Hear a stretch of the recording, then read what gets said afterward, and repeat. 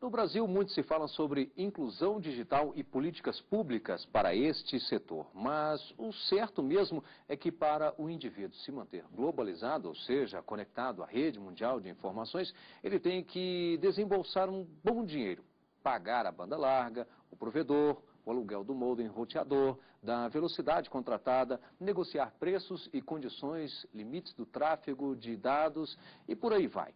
A questão é tão complexa que a Academia Jurídica está de olho no setor. Vamos debater o direito digital, trabalho do mestre Vitor Hugo Pereira Gonçalves. Inclusão digital como direito fundamental. Dissertação apresentada à banca examinadora da Faculdade de Direito da Universidade de São Paulo para obtenção do título de mestre, tendo como subárea de concentração direitos humanos. Confira também parte da bibliografia base deste trabalho e as últimas publicações de teses e dissertações que estão ganhando o mercado editorial. Para debater a dissertação do mestre em Direito pela Faculdade de Direito da Universidade de São Paulo, Vitor Hugo Pereira Gonçalves, convidamos Édio Azevedo, advogado e especialista em Direito Digital, e Célia Regina de Souza, especialista em Gestão da Comunicação e assessora da Secretaria de Inclusão Digital do Ministério das Comunicações. Quero aqui agradecer a professora Célia, pedagoga, professora Célia, também jornalista, né? Também jornalista. Muito obrigado pela presença, por aceitar o convite da TV Justiça para participar do programa Academia de hoje. De forma não diferente, também o professor Édio, muito obrigado pela presença. E já, além de agradecer pela presença, já pedi ao professor Vitor que faça então a apresentação do seu trabalho. Obrigado. Gostaria de agradecer o convite da TV Justiça, a presença da dona Célia, do Édio, para debater esse tema que é muito interessante, ao qual há 10 anos eu estudo. E não só estudo, mas trabalho na minha área, na prática. E é um tema muito interessante, muito complexo, como você já bem disse, e que nós estamos aqui tentando entender o que é. Muito se fala sobre inclusão digital, existem muitos discursos, nós temos o governo trabalhando na área de inclusão digital, mas pouco se entende do que seria o objeto de conhecimento inclusão digital. E essa foi a minha grande dúvida quando eu comecei a estudar esse tema 10 anos atrás. Do que nós estamos falando quando falamos de inclusão digital?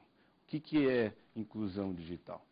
Vimos que, recentemente, no Marco Civil da Internet, o tema da inclusão digital ele é meio que jogado no final da lei e o governo propõe que se faça a inclusão digital, mas não explica o que seria isso. É um direito? É uma situação, acesso somente à tecnologia? E eu fiquei muito em dúvida quando comecei o meu trabalho. Então, o meu primeiro movimento, no sentido de definir um objeto de conhecimento, foi definir o que seria uma inclusão digital. O que ela é? Ela é uma necessidade histórica.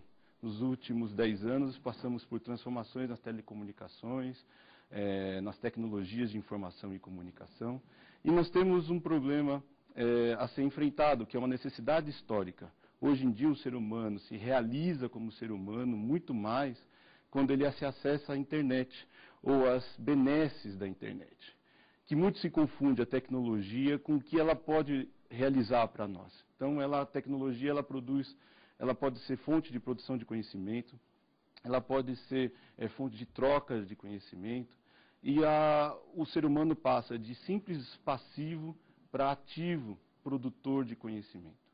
Essa transformação, que não é só o mero acesso, não é só a mera passividade, traz à inclusão digital um status novo, que é de necessidade histórica. Essa necessidade histórica, ela só pode ser enfrentada se for adquirida através de direitos. Se as pessoas têm direitos, e elas podem acessar a internet como um direito, a ter acesso à informação, a ter acesso à liberdade, a ter acesso à igualdade com outras pessoas que têm o acesso ao conhecimento, nós estamos aí falando num direito novo, um direito que está surgindo de uma necessidade histórica, que é o direito à inclusão digital. Que é um direito que eu acredito é um problema. Na doutrina, hoje em dia, quando se fala de inclusão digital, se fala de inclusão digital como um direito simples, um direito que está no rol dos direitos civis comuns. Eu acredito que toda necessidade histórica é um direito humano, é um direito a ser apropriado e não atribuído. E essa é uma das características que eu trabalhei no meu mestrado, que há uma diferença entre atribuição de direitos e de apropriação de direitos. Os direitos humanos, eles são conquistas históricas da humanidade. Eles não podem ser derrogados, não podem ser afastados, porque por um simples capricho que ocorre hoje em dia. Muito se fala na internet que esse direito humano caiu, não vale mais a privacidade, não temos mais direito à igualdade porque nós estamos na era das telecomunicações e numa nova era está chegando. Eu discordo disso. Os direitos humanos são construções históricas, são necessidades humanas, e nós temos que não só enfrentá-los, nós temos que colocá-los dentro das tecnologias. O tecnológico é uma extensão do ser humano. E aí foi um grande problema para mim, foi enfrentado, como incluir o tema da inclusão digital nos direitos. O que seria a inclusão digital nos direitos? E muito me deu trabalho porque o direito está sofrendo uma série de consequências graves de que eles não estão dando resposta às questões eminentes de internet. Hoje em dia nós temos muitas questões de pedofilia, crimes informáticos, honra. O que é honra na internet? Hoje em dia nós falamos para pessoas, 2 ou 3, mas na internet nós podemos enfrentar uma série de acusações de honra contra as pessoas. Então, se eu faço alguma injúria contra alguém na internet, milhões de pessoas têm acesso e não sai, porque a internet não esquece. Então, do que nós estamos falando quando enfrentamos os direitos dentro das tecnologias de informação e comunicação? Esses são os desafios, porque o direito perdeu, nessas últimas análises, através das interpretações dos estudiosos do direito, ele perdeu a sua capacidade transformadora. Ele virou um simples rebatedor de ideias colocadas. E daí vem a minha questão em relação a 2 desconfianças quando se trata do tema da inclusão digital. Primeira desconfiança, a forma da lei. A forma da lei, ela atrasa a ideia de inclusão digital. A ideia de inclusão digital como direito é uma ideia dinâmica, é uma ideia que pode se antecipar a determinadas situações. Por exemplo, temos um cidadão de Carapicuíba que tem necessidade, tem um filho na escola e precisa estudar. Esse cidadão precisa ter acesso à internet. E lá, nós sabemos que a Telefônica não tem dado acesso para a cidade como um todo. Esse cidadão, com direito apropriado à inclusão digital, ele pode enfrentar essa exclusão e falar para a Telefônica, mediante determinação judicial, que, independente de se ter a lei ou não, ele chegar e falar, eu tenho direito à inclusão digital porque é o meu direito fundamental. Esse é um direito de ação, direito de transformação social, porque você acaba obrigando a Telefônica a fazer com que o acesso naquele lugar seja provido. Então, se eu colocar a inclusão digital e limitar a inclusão digital somente na letra da lei, nós estamos restringindo o direito que deve ser apropriado, que é diferente de atribuído. Hoje o problema dos direitos humanos, eu estudo há 5 anos muito fortemente, é o problema da atribuição de direitos. Todo mundo tem direito à igualdade, à legalidade, à liberdade, mas ninguém se apropria deles. Tem um estudioso muito bom, chamado Amartya Sen, que ele ganhou o Nobel em 1981 com um tema de economia, que ele disse que o problema da economia não é um problema de dar dinheiro, de você prover condições financeiras para as pessoas. É prover condições de direitos. Ele chama de empoderamento das pessoas. A minha ideia de inclusão digital passa por essa ideia do Amartya Sen, de inclusão digital ser empoderar os cidadãos a realizarem ações transformadoras. Porque o direito não responde a isso. Nós temos esse problema de que tudo tem que ser na forma da lei. E a forma da lei restringe transformações sociais, restringe necessidades históricas e lutas. Ela esconde as lutas que existem. Então, a minha desconfiança com a forma da lei é uma das primeiras questões que eu coloquei no trabalho. A segunda desconfiança vem do triunfalismo tecnológico. Muitas questões de inclusão digital, muitos debates que eu vou, muitos estudos que eu tenho, se referem à inclusão digital somente como um acesso à internet. Então, eu fiquei numa dúvida. E se esse acesso à internet mudar e no dia seguinte a gente tiver acesso à era do plasma? A gente perdeu o direito porque mudou a tecnologia? Não sabemos o que vai acontecer amanhã. Mas o direito como valor, ele não pode ser restringido às tecnologias. Muitos se confundem nos trabalhos acadêmicos e nos trabalhos do próprio governo brasileiro, infelizmente. Porque um direito não pode ser atrelado à tecnologia. E essas desconfianças formataram um trabalho. O problema da inclusão digital passa do problema da inclusão do direito. Para você incluir no direito, você tem que transformar o direito a receber a inclusão digital. Não adianta você incluir algo no lugar que exclui automaticamente. Então, o direito, ele afasta teses novas, ele afasta essa ideia de que ele também é agente transformador social. Então, eu resgatei no meu trabalho uma ideia de Pierre Mousseau, trazendo Saint-Simon, um filósofo do século XVII, século XVIII, que é a ideia de rede. A ideia de rede, no início, era uma ideia de comunhão de pessoas. Que a comunhão de pessoas realizaria a universalização de direitos e realizaria a transformação social. Muito sucintamente, a ideia de inclusão digital é uma ideia universal. Ela tem uma universalidade, porque a inclusão digital é uma necessidade em qualquer lugar do mundo. E ela é uma universalidade com diversidade, porque várias pessoas se realizam da mesma forma nessa rede, nesse direito. Então, por exemplo, temos o movimento zapatista no México, foi um dos primeiros movimentos que se utilizaram da internet. Os índios acessam muito a internet, eles se comunicam via internet ao redor do mundo. Os homossexuais, os negros, as pessoas se realizam na diversidade da universalidade da internet. Então, por isso, eu acredito que a inclusão digital, mais do que um simples acesso à internet, é uma ferramenta de transformação social, uma ferramenta que se deve se apropriar como direito, porque sem se apropriar como direito, nós ficamos baseados num discurso tecnológico, um discurso desse triunfalismo que impede as conquistas, que gera exclusões, porque a tecnologia não é aceita facilmente. Nós temos no trabalho eu coloco no capítulo, sobre as exclusões, as formações das exclusões. Eu fiquei muito preocupado com isso. Da onde se formam as exclusões? E aí descobri, metodologicamente, 5 exclusões. A exclusão econômica, pela pessoa que não tem o dinheiro. A exclusão por políticas públicas, por ação ou omissão. Ou seja, quando o governo atribui uma telefônica a capacidade de determinar quem tem acesso ou não pelo valor de mercado, nós temos um problema. Então, isso tem que mudar. Nós temos exclusão cultural. As pessoas não entendem o inglês.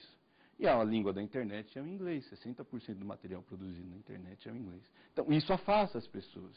Nós temos o problema da educação, que não é um problema só da educação formal, uma educação que as pessoas não conseguem se transformar na internet porque elas não têm o mínimo de conhecimento, o mínimo de nada para poder trabalhar a ferramenta internet. Então, o conhecimento na frente é como se existisse o nada, porque ela não consegue interagir com esse conhecimento.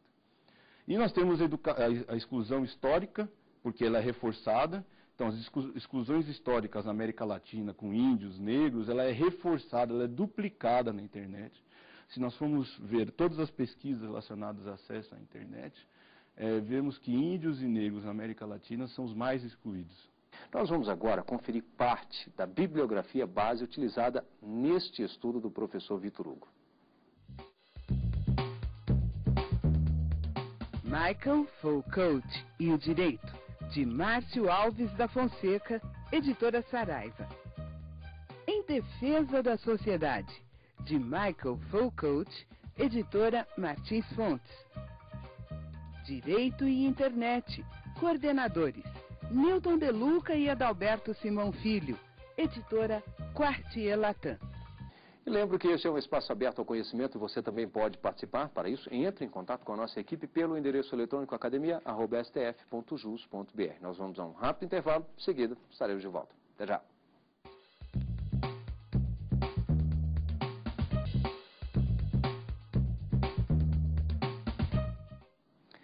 Hoje, o Academia debate a dissertação do mestre em Direito pela Faculdade de Direito da Universidade de São Paulo, Vitor Hugo Pereira Gonçalves, Inclusão Digital como Direito Fundamental. Os convidados do programa são Édio Azevedo, advogado e especialista em Direito Digital, e Célia Regina de Souza, especialista em Gestão da Comunicação e assessora da Secretaria de Inclusão Digital do Ministério das Comunicações. Bom, antes de iniciarmos aqui o nosso debate, vamos conhecer algumas publicações de teses e dissertações que ganharam o mercado editorial.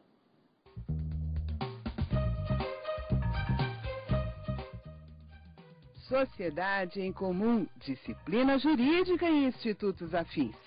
Dissertação de Marcelo Andrade Feres. Editora Saraiva. Tributação e Livre Concorrência. Dissertação de Diego Bonfim. Editora Saraiva. Justiça Social e Distributiva. Desafios para concretizar direitos sociais. Tese de Ricardo Castilho. Editora Saraiva. Bem, e quem quiser ter acesso também ao trabalho do professor Vitor Hugo, não que ele esteja publicado no formato físico, né, ou seja, o livro, ele tem também, até para combinar com o tema, esse direito à informação, à inclusão digital, ele está disponível na internet. Na internet em 2 sites, no www.teses.usp.br e no site www.poti.com.br.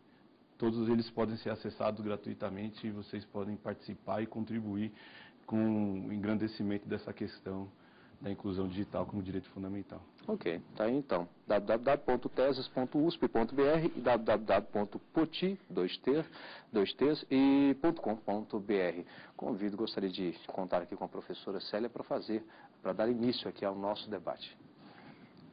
Queria agradecer primeiro o convite e queria parabenizar o Vitor Hugo pela iniciativa, pelo direito voltado à questão da inclusão digital, por esse seu olhar. Li com atenção a sua dissertação e acho que a gente vem pensando no mesmo rumo. Essa concepção de trabalho na Secretaria de Inclusão Digital, no Ministério das Comunicações, passa muito por todas as preocupações que você colocou, pela série de exclusões que você apontou, econômica, das próprias políticas públicas, a cultural, a de formação, né? E a histórica. A gente sabe que na zona rural é diferente da zona urbana, a apropriação. Aliás, o termo bem apropriado, né? Não é só o acesso à tecnologia, a apropriação desse direito de inclusão digital, ele é diferente. Por exemplo, entre as classes sociais, que a gente já sabe, né? Ele é diferente nas várias regiões geográficas do nosso país. No Sudeste, ele é completamente diferente do Nordeste e do Norte, né?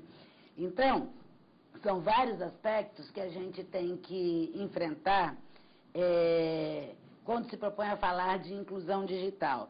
Acho que também a gente tem boas notícias. A TIC Domicílios 2011, que é um trabalho do Comitê Gestor da Internet no Brasil, do CGI, ele mostra que cresce a posse do computador nos domicílios brasileiros, né? Ela vem crescendo, acho que a gente vê isso nas nossas casas, nas nossas vizinhanças, inclusive, né? As tecnologias móveis estão avançando, o uso da internet nos domicílios, ele vem substituindo em muito o acesso que principalmente classe C, alguns setores da nossa sociedade faziam nas lan houses. As lan houses estão buscando essa nova vocação porque o computador está chegando em casa, né? O computador e a internet. Está crescendo a proporção de brasileiros que compram na internet. Agora, as barreiras são grandes, acho que vem sendo muito bem enfrentado pelo governo brasileiro algumas questões. O preço, né? Acho que o próprio preço do acesso à internet vem caindo, a questão do acesso ao computador, a compra, as pessoas estão podendo comprar e ter em casa, né? Agora, o grande desafio, eu acho que é vencer as questões de infraestrutura, que acho que o trabalho também aponta, que é uma preocupação nossa. A banda larga vem crescendo grandemente também no Brasil. Aliás, essa pesquisa da CGI aponta que em 2011 a banda larga móvel ultrapassou pela primeira vez o acesso discado no Brasil. Mas a gente ainda tem aquele que tem a tecnologia mais de ponta com aquele que tem os recursos bem mais atrasados, né? Aquele que pode acessar na sua casa, no seu celular, onde tiver, e aquele que precisa ainda ir a um espaço público para ter esse acesso à internet. O importante, acho que é dizer que a nossa preocupação vai muito no rumo que o Vitor Hugo vem apontando, e aí eu queria que ele falasse um pouco mais sobre a escolha que ele fez do termo inclusão digital. Né? Você analisou vários outros termos, divisão digital, apartheid, quer dizer, de todas as formas que se falam, você se deteve nesse aspecto, o termo específico, inclusão digital, nele e no que você aponta também como o seu contrário, que ele chama para o... Queria que você falasse um pouco mais sobre isso, que acho que isso ajuda bastante no avanço dessa discussão. Uma das minhas preocupações sempre foi definir o objeto, né? Nós começamos a definir o objeto pelo nome. E hoje em dia, academicamente, existem muitos problemas de terminologia, que é mais correta. Inclusão digital não é o mais correto, academicamente falando. Mas, historicamente, eu sou formado em História pela USP também, além de Direito. Historicamente, o termo inclusão foi baseado nas lutas sociais da década de 1970, que depois da Segunda Guerra Mundial, todos os países de primeiro mundo tiveram acesso a conquistas materiais que foram negadas aos países de terceiro mundo naquela época, hoje não é mais, países subdesenvolvidos. E essas conquistas deveriam ser apropriadas também pelos países de terceiro mundo. E eles lutaram através de conhecimento, de luta teórica, por conta da inclusão social. Então, a inclusão digital, ela tem um paralelo muito importante com a questão das lutas da inclusão social. E a inclusão digital nada mais é do que isso. Você tem que lutar, não é um objeto tranquilo, não é uma questão simples, Célia sabe disso no governo, e é uma luta. E a luta é importante para você conquistar direitos.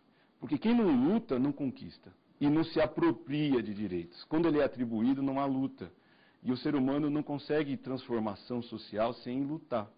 Então, a inclusão digital, ela parte dessa questão de valor, que é muito importante no meu trabalho, que sinto falta na legislação que existe hoje em dia, principalmente do Marco Civil. O Marco Civil tem um problema de lacuna de valores e de princípios.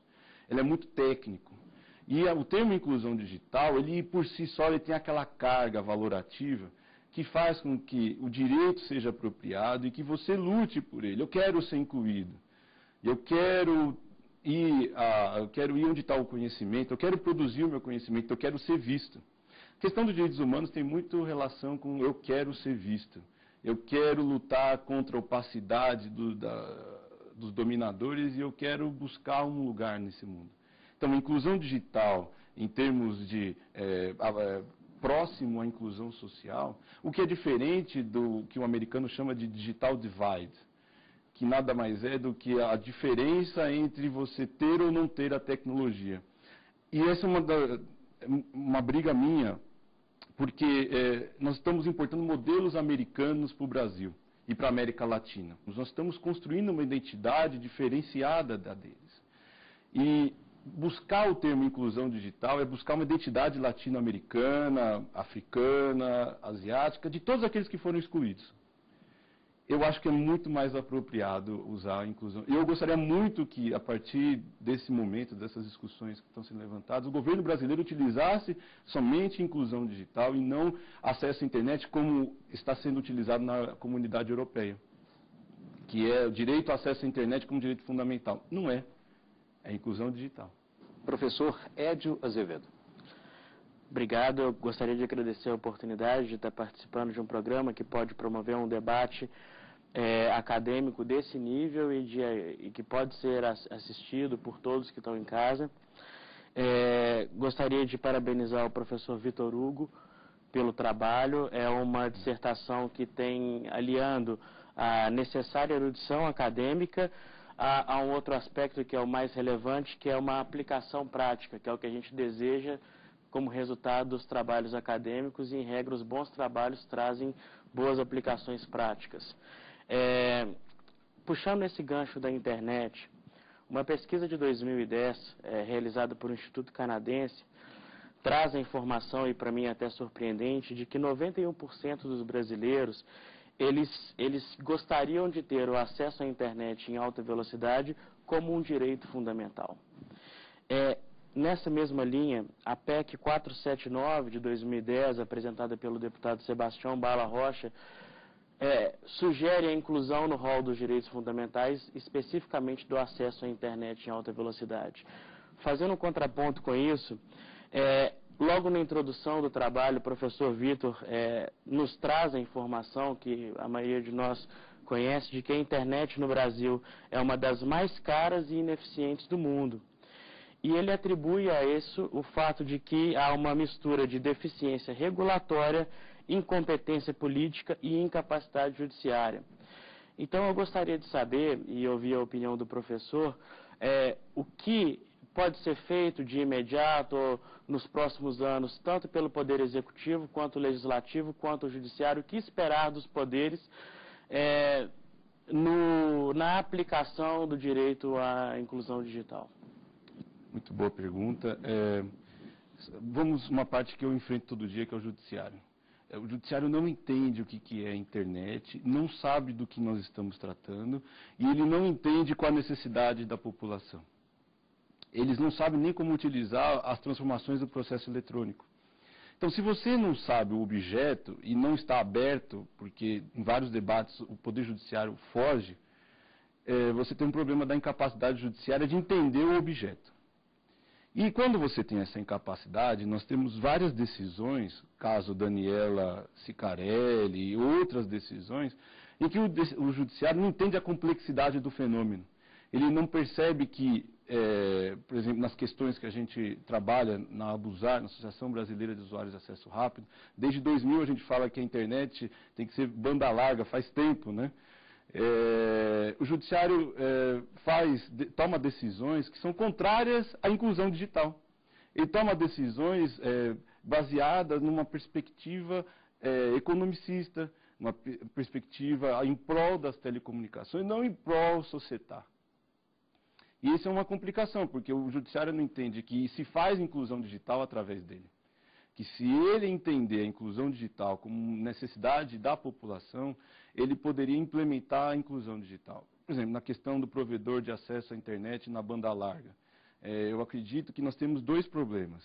O problema de você onerar o custo do serviço, que fica mais caro, então a Telefônica cobra X e o provedor, que não é necessário, cobra mais 20. Então, você inviabiliza economicamente a inclusão. E, por outro lado, você inviabiliza também a análise de crimes informáticos. Como é que você vai capturar um pedófilo se você não sabe quem é o provedor de acesso? Eu posso falar, meu provedor é o UOL, não é a Telefônica, porque é assim que a justiça determina. Então, quer dizer, fica uma lacuna jurídica muito grande. Então, essa incapacidade do judiciário atrapalha o desenvolvimento da internet no Brasil. Em relação ao governo brasileiro, e nos últimos anos, no governo Lula, houve um incremento muito interessante. O Lula caminhou muito bem nas políticas públicas, ele deixou encaminhado agora o projeto de inclusão digital, que a Célia está aqui com a gente, e falta caminhar mais. E caminhar mais é enfrentar essa situação, por exemplo, das telecomunicações de infraestrutura. Quem atribui quem vai ser incluído ou não são as empresas multinacionais. Não é o governo que atribui. Eu quero aqui agradecer ao professor Vitor Hugo e parabenizá-lo pelo trabalho. Acredito que ficou com um pouquinho a sensação de quero mais, né? Agradecer também a Célia Regina e ainda também ao professor Edio Azevedo, que aqui compareceu, que nos ajudou nesse debate no programa Academia de hoje. Obrigado e até o próximo programa.